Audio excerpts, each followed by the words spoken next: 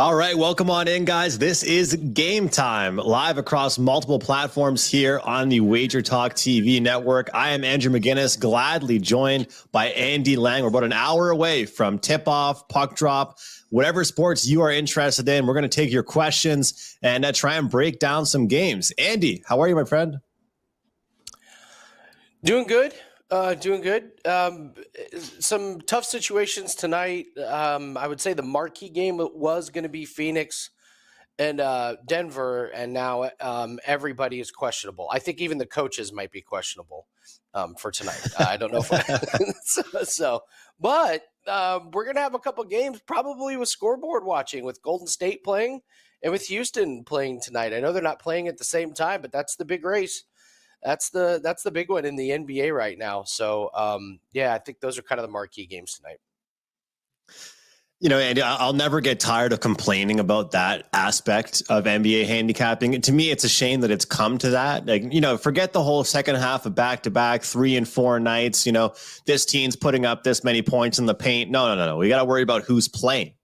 We have to worry about professional players if they will be doing their job on an individual night. So that's always tough, man. And you mentioned the coaches, your joke there. I got to say real quick, it was pretty funny in hockey, in junior hockey the other day. I saw a clip of all 3 coaches on the bench, head coach, 2 assistant coaches got ejected from the game.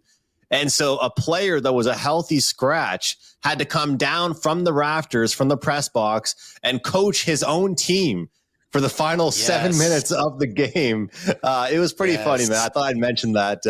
Can you believe it? And, you know, it's like this young guy. It's like 16 years old on the bench behind all his players, coaching them. So, I mean, that's one day in the NBA, we'll have to see that. I mean, all 3 coaches listed as questionable for tonight's game, because if the players can do load management, maybe these coaches can do it as well. But Andy, look, yesterday absolutely drove me crazy. I don't do many first half plays, but I did yesterday. I liked the spot for the Golden State Warriors, made the first half, and then of course they go ahead and lose the first half and have a great second half. Go on and cover that one. But no one wants to hear me complain. What are your thoughts on the game tonight, featuring the Warriors, second half of back-to-back Orlando Magic, Golden State Warriors? Well, first off, let's take a look at the schedule, because when you're looking at the Rockets and the Warriors, they're down to schedule management at this point. I think they got to pick their spots on whether or not they want to go in for win. Obviously, you want to win as many games as possible, but let's be honest here with Golden State. A nice, I don't want to say easy win, but they cruised in the second half against Miami.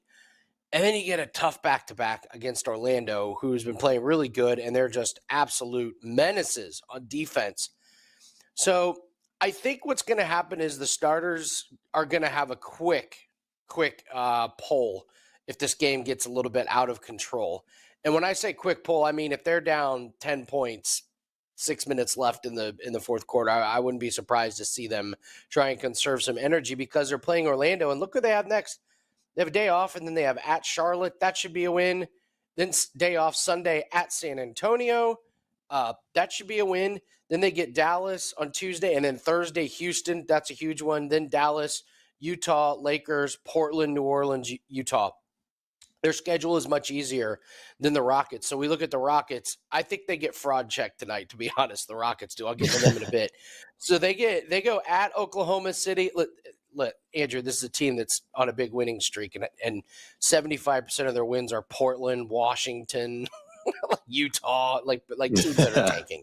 So they get at Oklahoma City, at Utah, but then Dallas, Minnesota, Golden State, Miami, Dallas, Orlando. So their schedule gets real tough. I think if I'm Golden State, I try and see what's going on in the first half. Kuminga is already out. I think this is a great spot for Orlando. I think they cover, and if you're looking at a player prop, take a look at Chris Paul under his points, rebounds, and assists. They got it at 24.5. I know Kuminga's out. He is not getting it done. He has 2 games that he's gone over this total in the last 10. His job is to kind of facilitate and kind of spell some minutes for Curry. But this is a guy who's no spring chicken, and he's just not getting a lot of I mean, his three-pointers is over or under half. So the books are making you determine whether he can make one 3-point shot. His rebounds and assist total sits at 12.5. He's gone under in 6 out of 7 games. He's just not getting a lot of stats. And like I said, I think this is a game that if you're looking at a game that the Warriors are going to throw away, it could be this one. So I do like Orlando quite a bit. And I would look at unders on Golden State because this is a game I'm not sure that they should put full effort into. If it's close and they're playing great tonight, yeah, sure, they're going to go for it. But man, you're going to be kicking yourself if you're Golden State if you use up some valuable energy and then you still come up short. So interesting game for Golden State tonight. Well, I mean, the old expression, keep it simple, stupid, and this seems to me like it's like a handicapper's delight, right? You take a look at it. You've got a team 4 games in 6 nights, 3 games in 4 nights, second half of back-to-back, coming off a win against a well-rested team 3 or more days, in-season revenge. This, to me, is like a spot where it's like, who's looking to bet the Warriors tonight, right? And that's kind of what I thought was like, I mean, who is rushing to the window? I did kind of lean towards the over personally because I was like, you know what? If anything kills the Warriors tonight, it's going to be just their defense. Like they're still going to shoot. They had a bad start to the game yesterday shooting wise. They turned it around second half. But this Orlando Magic team will probably control the pace. We'll see what they can do. But yeah, this is a handicapper's delight. And we talk about keeping it simple, stupid, and just managing situations.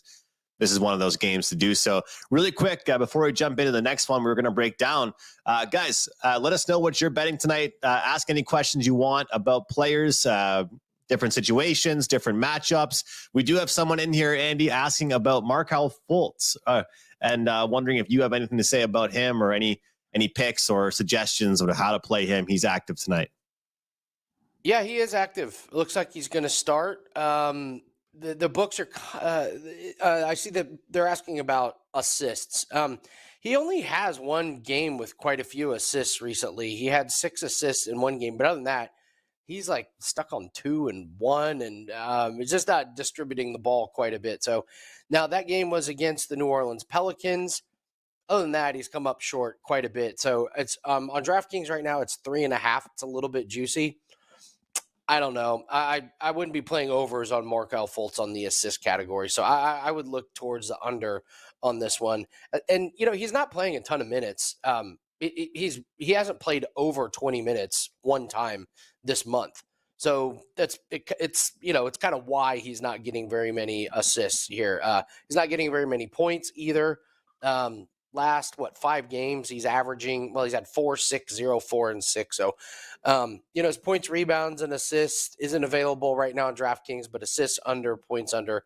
Markelle Fultz just not really getting it done. And I think this is a slow paced. I mean, this is an Orlando team that is defensively focused right now. Their pace has been really slow, and they're just kind of gobbling these teams up. So there's just not a lot of stats to be had in these Orlando Magic games. And you mentioned the minutes usage. That's the thing about betting overs. Like when you and I talk NFL props together, we kind of know how much someone's going to be used. And in the NBA, you can kind of guess, but at the same time, you take someone's PRA or their assists, you're sweating every minute they're out there. Like you're like, okay, don't take them off. And then, if they haven't done what you need them to do, then you're like going into the second half thinking, okay, I only have about 8 minutes left of this guy to get this number. And if you're not even close, you start sweating it. Chosen Juan asking us here about Clay under 19.5 points here. And does Wiggins step it up on the boards with the 5.5 line? I want to see Wiggins using his size more.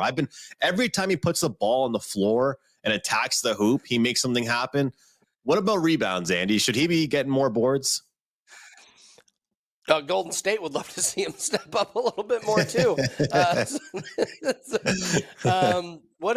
Just a disastrous year for Wiggins. So first we could take a look at Klay Thompson. He's not been great over the season with back-to-back situations, but he's going to start. He's going to start for Kuminga. I will say his last back-to-back situation, he did have 25 points against Chicago, but before that, 14 and 13. He did have the crazy 35-point game against Utah, but it's Utah, so this is a much different defense. Only a 10 against Atlanta, 16 against Sacramento. So I can't get there on overs on this Golden State team. Like I said, if Klay comes out on fire, yeah, he could do this in the first half, but if he's not there and his legs aren't underneath him, I think it's just too big of a roll of the dice. I would not take Klay Thompson overs. And I mean, as far as Andrew Wiggins goes, listen, your guess is as good as mine. What's going to happen with this guy? What is it? What is he at 4.5? He's gone under in 8 out of the last 10 games, and Orlando, number 1 in rebounding. Number 1, best team in the league in rebounding is Orlando. So rebounds are going to be pretty tough to come by. And again, you look at the 2 games in his last 10 that he did go over against Utah and Portland, 2 really, really bad teams. So I can't recommend overs on the Golden State Warriors in this game. I think if there's a blowout, they're done, and you're going to end up with all these guys coming in under. And in the NBA, one thing I like doing with props is like, if you see a guy have a great night one night, don't think it'll happen again. And now we're getting a back-to-back situation here. Klay had a good night last night, man. Is he doing it in back-to-back nights? Hell no. This guy's not doing it again tonight. It's a good time to fade, right? It's like it's funny because some people want to jump all over it, but I think it's a good time to bet against them now. Yeah, Steve Kerr had a quote. This was right before Klay went to the bench, and I think Steve Kerr was kind of getting everyone ready that Klay was going to start coming off the benches when he just said, like, it's really tough for superstars to deal with injuries towards the end of their career. And it was just kind of one of those, just like, just a real shot to the gut. But he was just being very honest. Like, Klay Thompson's very, very beat up. He's at the later part of his career. And so, yeah, it's unders. You just can't trust Klay Thompson in back-to-back situation. Well, keeping things moving, Andy, we've got another great situational handicapping spot, to say the least here. One team returning off a road trip, one team rested, one team not so rested. We got some in-season revenge here, double-digit revenge. What's your take, Thunder and the Rockets, for tonight? I'm going out on a limb, and I said it earlier. I think Houston gets fraud checked here. Incredible winning streak. So what is it? 8, 9 in a row? 1, 2, 3, 9 in a row. Okay, let's go through the wins.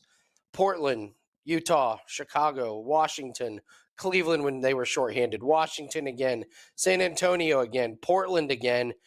Their one decent team that they beat was Sacramento, and Sacramento had one of their worst three-point shooting nights of the season. They shot 18% from threes. So, I mean, Houston is doing what they should do, which is beat the teams that are better than them. But, I mean, come on. This is a completely different team in Oklahoma City. So, I don't see Oklahoma City resting. Let me double-check the lineups and see if we've had any change, but I'm pretty sure it says Shea may not play. So let's say that Shea Gilgeous-Alexander's out. They're still going to have the advantage on defense with Dort, with Williams. Chet Holmgren should be good to go. If Shea is out, I don't think it changes my mind. I just think that this Houston team just has a low ceiling. And even without Shea, I think they're good enough to get to this win. Looks like the line Wagertalk Live odds page right now has Thunder at -5. I would actually look towards the over on this game, 225.5. Well, that's one thing that has been consistent with some of the Warriors game or the Rockets games.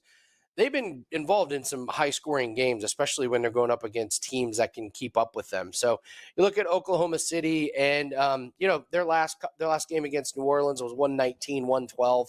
They've got plenty of games that have flown over this total: Dallas, Memphis, Utah, Toronto, Dallas again, Indiana. So this could be fairly close game. I think Oklahoma City takes care of business even without SGA. And then I think we see the Rockets kind of tail off a little bit.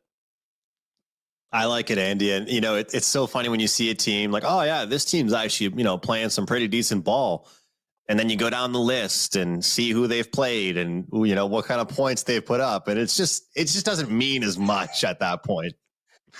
They're playing good. They're doing it without Sengun. So I don't want to take anything away from them, but we do need to have a little bit of perspective that this is not a championship caliber team. This is a team that's gone on a hot streak against some really bad teams, and I think they regress back to the mean. Well, I like that because, we've pretty much looked at two different games with a little bit similar situations, but in one team we went ahead and said, hey, we don't care about the poor situation.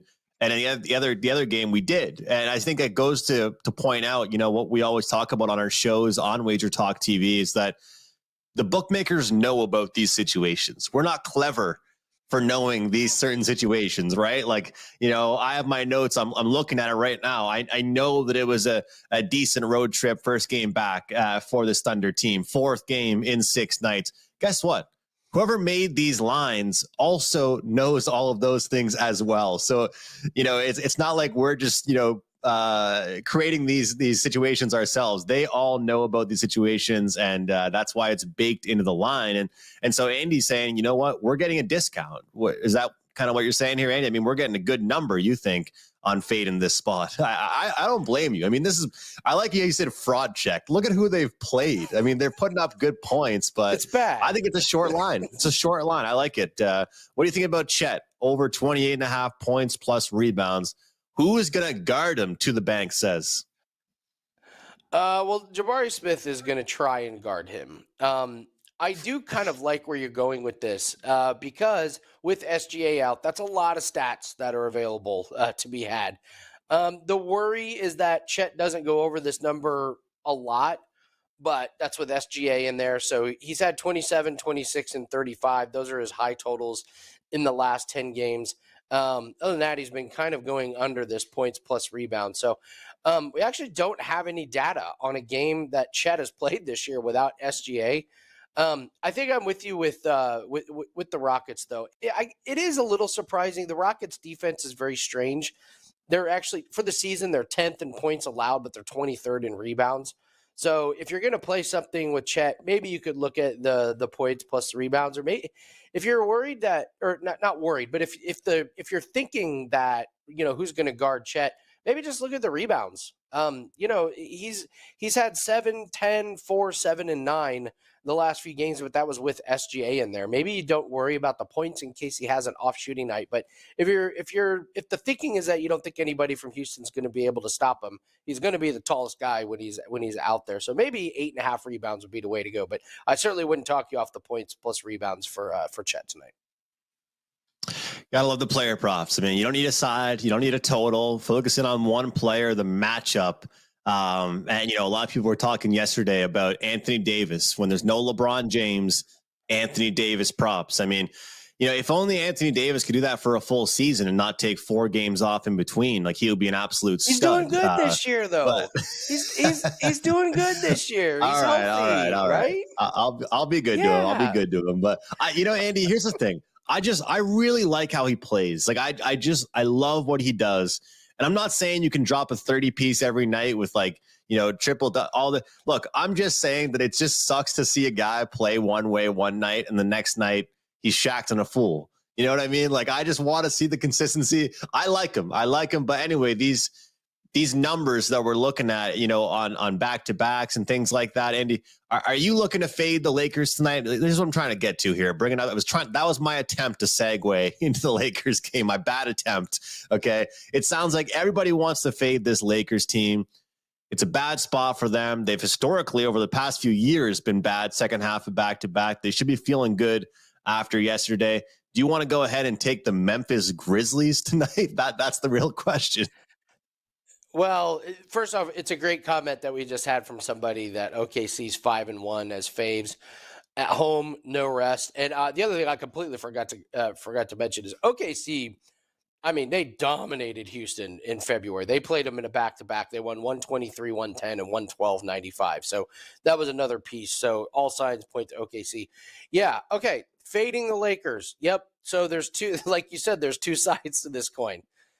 If you want to fade the Lakers, that means you have to bet on the Grizzlies, and that is a little bit of a problem. They're starting Scottie Pippen. I don't know if it's the OG Scottie Pippen or if it's a new one. They probably would be as effective tonight.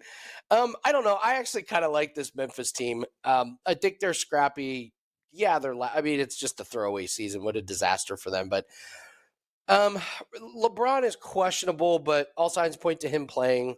because, he sat out last night. And Anthony Davis, I don't know what they're going to do with Anthony Davis. Like you said, he's just eating up a lot of minutes. To be honest, I don't know if there's much you can do with this game until we know what's going to happen with Anthony Davis. This is what I was, saying with some of the frustrating parts of tonight's game. I don't know. We don't have a full commitment here. I will just go back to the bet that's been cashing all season. LeBron James over 1.5 made 3-pointers. It's minus 166. He's done this in 9 out of 10 games.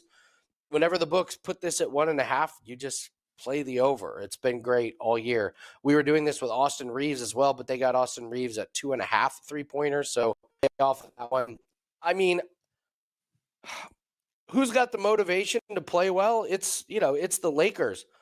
Do I want them as a 4.5-point favorite? I do not, but at the same time, LeBron is rested, so maybe he can take some of the workload off of AD. But that was a big mentally draining game for a lot of those guys. I can't lay minus 4.5 for the Lakers, so I will hold my nose and take the Grizzlies.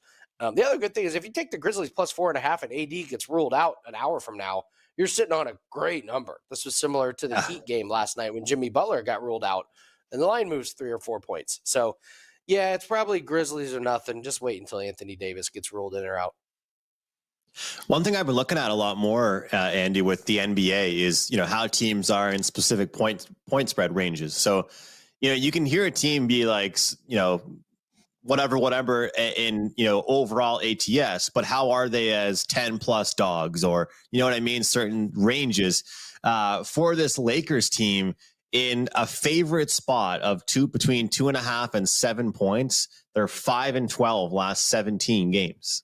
So I know it's very specific, but it's pretty interesting to look at because, some teams, like you look at the NCAA March Madness tournament, some of those big favorites were just dominating. And some people are scared to bet like a minus 23.5 Purdue, but that team is that big of a favorite for a reason, right? So this is kind of an awkward range right now for the Lakers. And I wouldn't have normally found this. I just started looking into this recently, but it is kind of cool. 5-12 last 17, 29.4% here for this team in 2.5 to 7 point favorites. I thought that was pretty cool. Nice. Yeah, I like this comment. Bronny over 25.5 points. One man trying to win the game. Yes, absolutely. I wish I had a prop on shot attempts. I don't think they could put that line high enough on what LeBron's getting ready to do tonight. So, he's firing that ball a lot. I will also tell you guys. So we talked about this yesterday's NBA tip-off. All right, D'Angelo Russell. Whenever LeBron is not in the lineup, D'Angelo Russell, like for whatever reason, always goes over his rebounds and assists. Always. But when LeBron is in the lineup, he goes under. It's like when LeBron is there, he's like minds his P's and Q's and don't hog the ball, let LeBron do his thing. And so what do you have last night? I mean, he easily went over 11.5 in regulation. He ended up with like 19. It would not surprise me in the slightest if D'Angelo Russell has like 7 tonight, like now that LeBron is there. So it's like your big bro is in the game. Gotta give it to him. It is. I think he's played, 9 games without LeBron. I think he's gone over in 8 of them. And the one time he didn't go under, he missed by a half. So that's a funny dynamic that goes on with the Lakers is D'Angelo Russell over his rebounds and assists. And now that he's back, there you go. The book's lowered to 9.5. And he's probably going under. You got to love the Lion Man here. I wish the NBA would force the team to announce whether a questionable player is in or out 1 hour before tip-off. How about 10 hours? How about 4? How about maybe 3 hours? 4 is good. You should know, don't give me this shoot around nonsense. You can't, are you telling me at 3:00 in the afternoon, you're like, well, I don't know. And then at 7:00, you can make a definitive, I don't buy it. I think 4 hours is probably a nice little happy medium because I would like to give them morning shoot around. Give them morning shoot around, test out if they got a sprained ankle or anything like that. But yeah, some of the stuff that we're dealing with now makes it really, really difficult. Really does. Well, I don't usually say stuff like this, but I mean, this is a betting show, and there are partners all across, leagues now, professional sporting leagues. I know people that really that bet a lot on baseball every single year that are wondering, how can there be a change to the pitcher, like an hour before, or half an hour before? How can this be changed? How can this guy be out? This is something that has to be addressed now. I mean, I saw there was a statement made earlier today, or maybe it was yesterday, in the NCAA. They're thinking about taking away player props from NCAA basketball and NCAA sports. That's something of its whole different discussion. But the way I look at it, Andy, if you are going to affiliate yourself with some of these sports betting websites and apps, we got to know who's in or who's out. I mean, it's just part of the deal here. Come on. Potentially NCAA player props being outlawed everywhere.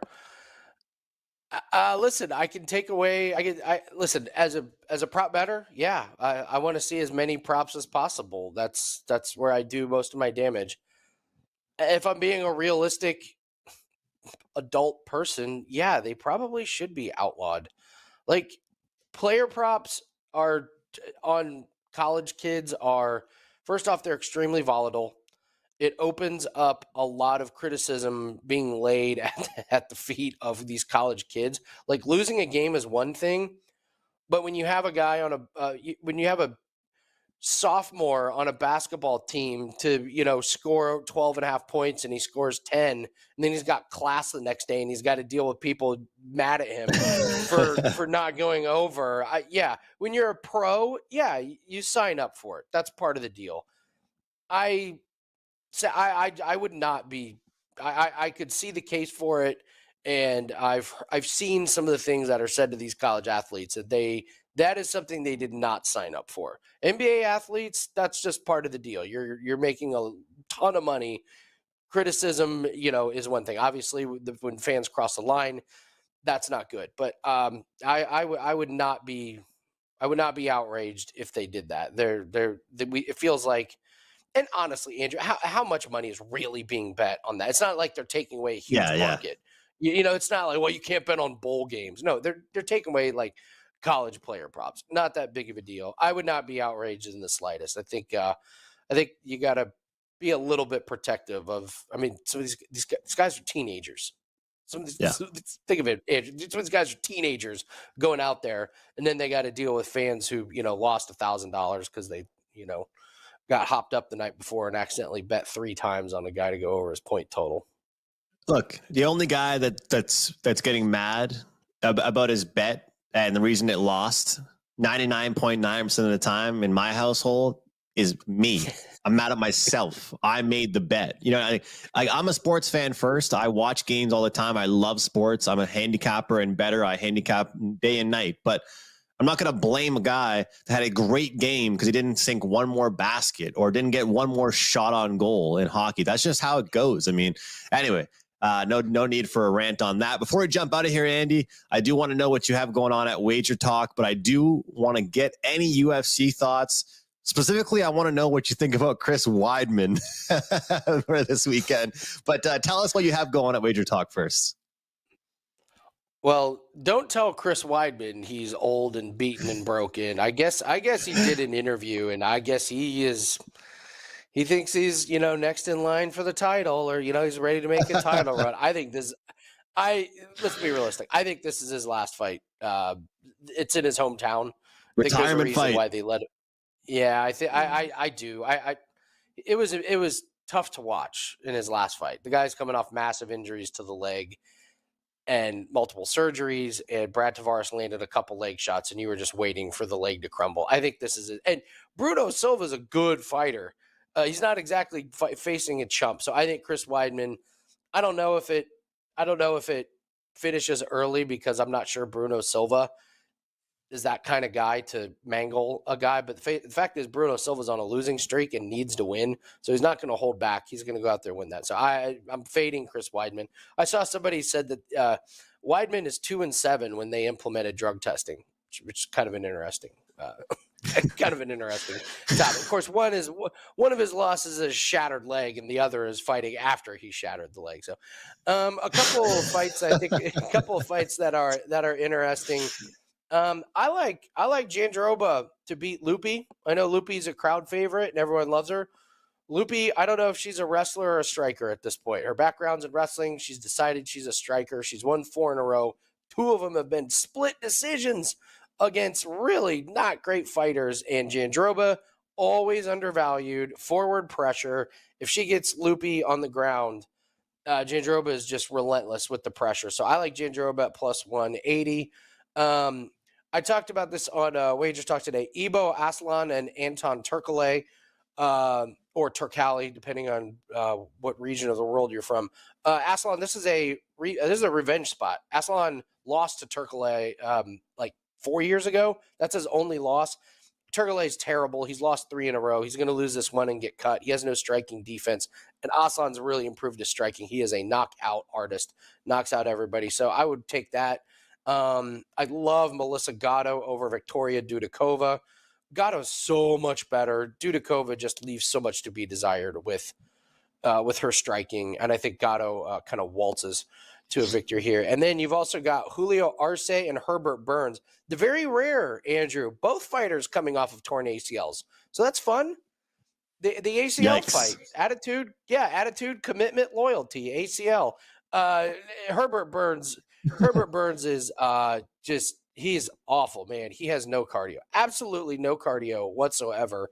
Arce is a pretty good fighter. I wondered why they made this matchup. It made no sense. And then I was like, oh, they like Julio Arce. They're giving him a nice little comeback match against a guy who tires after 2 minutes. He literally got tired after the first 2 minutes of his last fight. So Julio Arce, I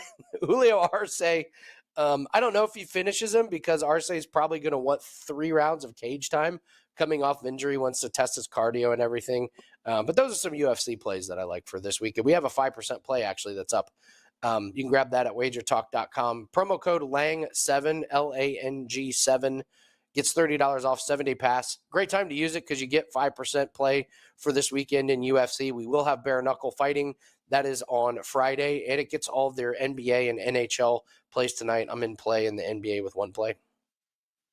Andy, great being here with you, man. Best of luck tonight and this weekend. Doesn't matter if it's a massive UFC pay-per-view card or a fight night. You can definitely make some money in the UFC. And I think I've seen some heavyweights get tired walking to the octagon, not even with the fight starting, just walking there. So some of the cardio on these guys, it's rough. It's rough to watch it. And in all the different divisions, you can make some money fading them. I'm looking forward to tomorrow, opening day in the MLB, of course, NHL. You guys know I love my hockey. I've got a great package going that's combining both sports, the rest of my NHL regular season plus playoffs, and then the first half of the MLB season up until All-Star break. $4.99, a great deal there to get in action on the ice and on the diamond. A best bet 4% play going tomorrow. Also a free play up on my page right now, wagertalk.com, where you can find both myself and Andy Lang. Guys, thank you so much for being here with us. Shout out to Andy Lang. Shout out to Eric Garcia behind the scenes. I am Andrew. We'll see you next time right here on Game Time.